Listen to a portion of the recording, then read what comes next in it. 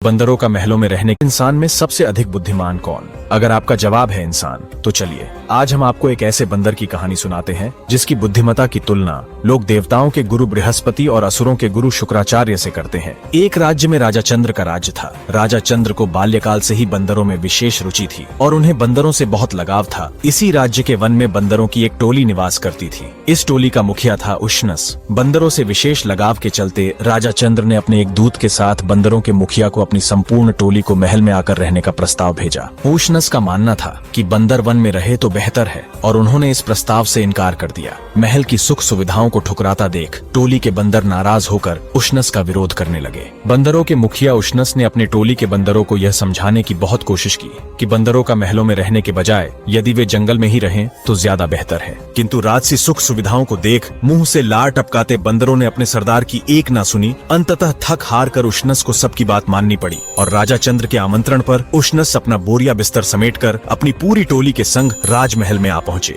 लिहाजा राजा चंद्र ने उनका बहुत सम्मान के साथ स्वागत किया और उनके रहने के लिए महल में उत्तम व्यवस्था करवा दी और बंदरों को बिना किसी मेहनत के पड़े पड़े अच्छा खाने पीने को मिलने लगा। जब राजा चंद्र ने उष्णस की समझदारी और विद्वानी भरी बातें सुनी तो राजा दंग रह गया। राजा चंद्र ने बंदरों के मुखिया की बुद्धिमत्ता को मध्य नजर रखते हुए उष्णस से आग्रह किया कि वे उनके पुत्रों अर्थात राजकुमारों को नीति ज्ञान की शिक्षा दे। राजा के आग्रह करने पर उष्णस राजकुमारों को शिक्षा देने लगा। जब राज्य के लोगों ने यह देखा कि एक बंदर भी कितना नीतिवान और ज्ञानी हो सकता है तो लोगों के आश्चर्य की भी सीमा न रही और बंदरों की टोली भी अपने मुखिया का कहना मानती थी। उनका मर्यादित व्यवहार देख राजा चंद्र उष्णस से बहुत प्रभावित हुए। कुछ समय बाद राजा ने राजकुमारों की सवारी और मनोरंजन के लिए मेंढे मंगवाए। राजकुमार उन मेंढों पर सवार होकर महल के गलियारे में ही दौड़ लगाया करते। उन मेंढों में एक मेंढा थोड़ा लालची किस्म का था और वह अच्छे पकवान की तलाश में बार बार रसोई में घुस जाता। मेंढे से परेशान रसोइये अक्सर हाथ में जलती हुई लकड़ी लेकर उसे भगाते। जब बंदरों के मुखिया उष्णस ने भी यह दृश्य अपनी आंखों से घटित होते देखा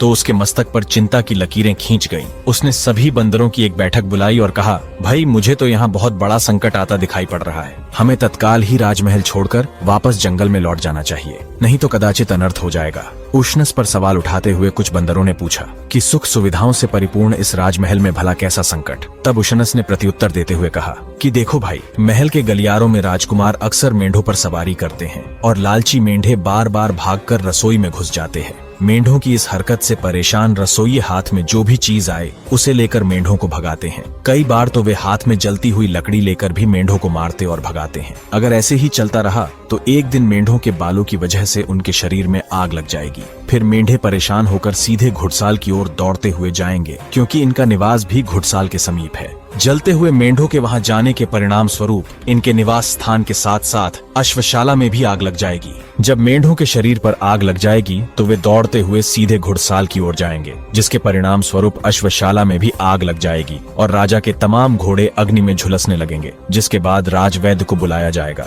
चूंकि जलते हुए घोड़ों के इलाज का बस एक ही तरीका है, इसलिए राजवैद्य राजा चंद्र से बंदरों की चर्बी की मांग करेगा। लिहाजा राजा घोड़ों के इलाज के लिए सभी बंदरों को मारने का आदेश देगा और हम सब मारे जाएंगे। बंदरों के मुखिया उष्णस की बात सुनकर सारे नौजवान बंदर ठहाके लगाकर हंस पड़े और मुखिया से कहने लगे, अरे आपने तो बहुत दूर की बात सोच ली।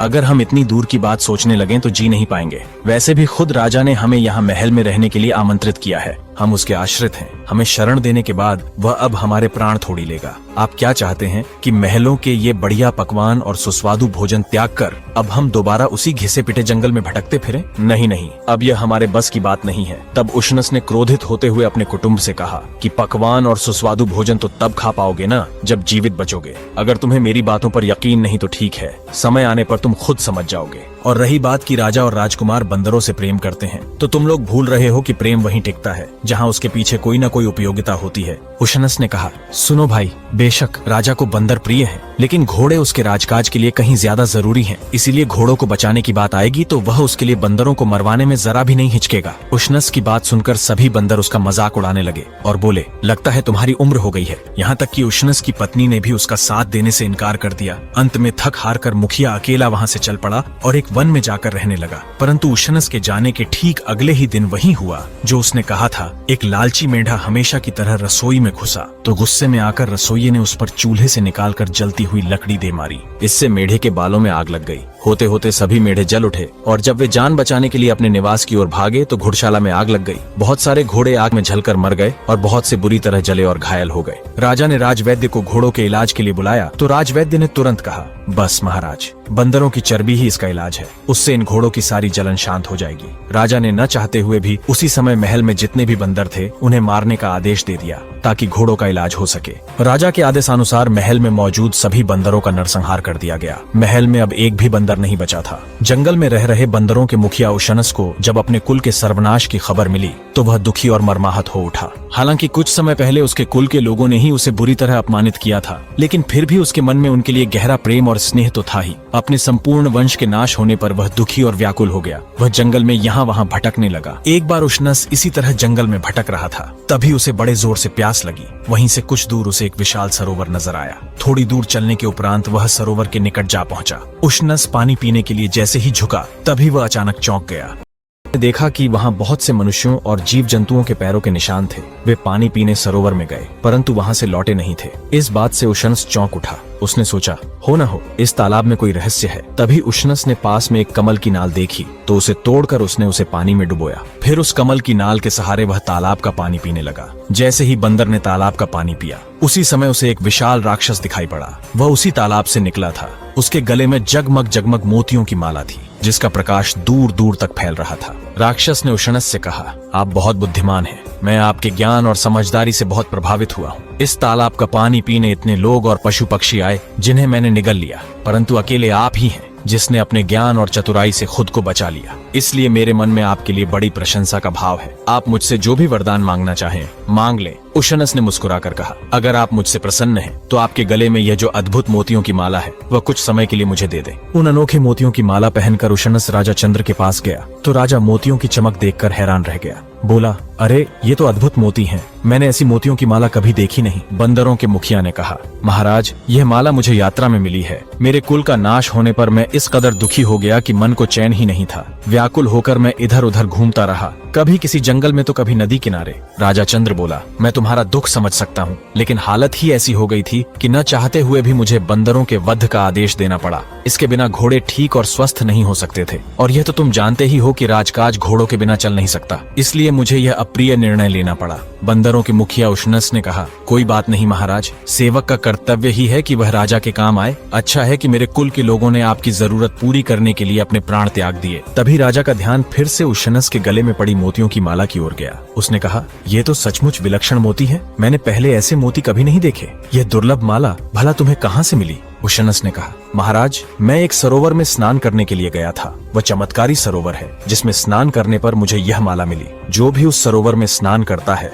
उसे ऐसी ही माला मिलती है। अगर आप चाहें तो अपने कुटुंब के साथ उस सरोवर पर स्नान के लिए चले। राजा ने कहा, ठीक है, पर तुम्हें आगे आगे चलकर रास्ता दिखाना होगा। अगले दिन राजा चंद्र अपने सभी कुटुंब के साथ उस चमत्कारी सरोवर में स्नान करने के लिए चल पड़ा। आगे आगे बंदरों का मुखिया उशनस राह दिखाता जा रहा था। सरोवर के किनारे पहुंचने पर राजा अपने सगे संबंधियों के साथ ही सरोवर में स्नान करने के लिए प्रवेश करना चाहता था, पर उशनस ने उसे रोकते हुए कहा, महाराज, हम लोग एक विशेष स्थान पर स्नान करेंगे, तब हमें इससे भी अनमोल और विशेष मालाएं मिलेंगी। राजा उशनस के साथ उस सरोवर के किनारे खड़ा हो गया। उसके सभी कुटुंब वाले पानी में स्नान करने के लिए चले गए। काफी देर हो गई पर उनमें से कोई वापस नहीं आया। इस पर राजा ने चिंतित होकर कहा, बड़ी देर हो गई, अभी तक इनमें से कोई वापस नहीं आया। उशनस बोला, महाराज, वे अब कभी वापस नहीं आएंगे। इस सरोवर में रहने वाले राक्षस ने उन्हें खा लिया। क्या? राजा चीख पड़ा, ये तुमने क्या किया? मेरा सारा कुल नष्ट हो गया। इतना बड़ा धोखा, इतना बड़ा विश्वासघात। यह तो इतना बड़ा विश्वासघात नहीं है राजन, जितना आपने हमारे साथ किया है। आपने तो मेरे कुल के बंदरों को वन से बुलाया, आश्रय दिया और फिर अचानक सबके प्राण ले लिए। उसकी तुलना में तो यह विश्वासघात कुछ नहीं है। राजा ने विलाप करते हुए कहा, ये शोक मैं कैसे सहन करूं? उशनस ने कहा, जैसे मैं सहन कर रहा हूं। इसीलिए तो मैंने आपको सरोवर में प्रवेश करने नहीं दिया, ताकि आप जीवित रहें और अपनी आंखों के सामने अपने कुल का विनाश देखें। कुछ दुख ऐसे होते हैं जो मृत्यु से अधिक संताप देते हैं। अब आप जीवन भर विलाप करते रहिए। अगर आप सरोवर में प्रवेश करके मृत्यु को प्राप्त होते तो आपको इतना कष्ट न होता। इसीलिए मैंने आपको अकेला जीवित बचे रहने दिया, ताकि आप याद रखें कि जब आपने मेरे संपूर्ण कुल का नाश किया था तो मुझ पर क्या बीती होगी। राजा ने क्रोध में आकर कहा, हे उशनस, तुमने जो मेरे साथ किया है उसके लिए ईश्वर तुम्हें कभी क्षमा नहीं करेगा। इस पर उशनस ने व्यंग्य पूर्वक कहा, जो ईश्वर तुम जैसे क्रूर आदमी को क्षमा करेगा वह मुझे भी जरूर क्षमा कर देगा। मेरा अपराध तो तुम्हारी तुलना में कुछ भी नहीं है। राजा चंद्र सर झुकाकर वहां से चला गया, लेकिन इसके बाद उसने एक भी दिन सुख की नींद नहीं ली। अब वह इस बात के लिए पछता रहा था कि जंगल से बंदरों को बुलवाकर और आश्रय देकर उसने कितनी निर्दयता से उन्हें मरवा दिया था। धीरे धीरे बंदरों को भी पता चला कि बंदरों के अत्यंत चतुर और बुद्धिमान मुखिया उशनस ने किस तरह शक्तिशाली राजा चंद्र से अकेले ही बदला ले लिया। सुनकर बंदरों ने उसका जगह जगह जयगान करते हुए कहा, अगर कोई बुद्धिमान व्यक्ति चाहे तो अकेला ही बड़े से बड़े शक्तिशाली शत्रु से टक्कर ले सकता है। नीतिवान उशनस ने अपनी बुद्धिमता से यह साबित कर दिखाया है। आज भी सारी दुनिया में बंदरों के इस महान मुखिया की बुद्धिमता की यह कहानी बड़े आदर और विस्मय से सुनी जाती है और लोग उसकी कूटनीति, विद्वत्ता और समझदारी की प्रशंसा किए बगैर नहीं रह पाते। ये रहस्यमयी कहानी यहीं पूरी होती है, लेकिन सफर अभी खत्म नहीं हुआ, क्योंकि मेरे पास ऐसी अनगिनत कहानियां हैं। अगर इस वीडियो पर 1000 कमेंट्स और ढेर सारे लाइक्स आते हैं तो मैं अगले ही हफ्ते आपको सुनाऊंगा नई कहानी का पूरा लॉन्ग वीडियो।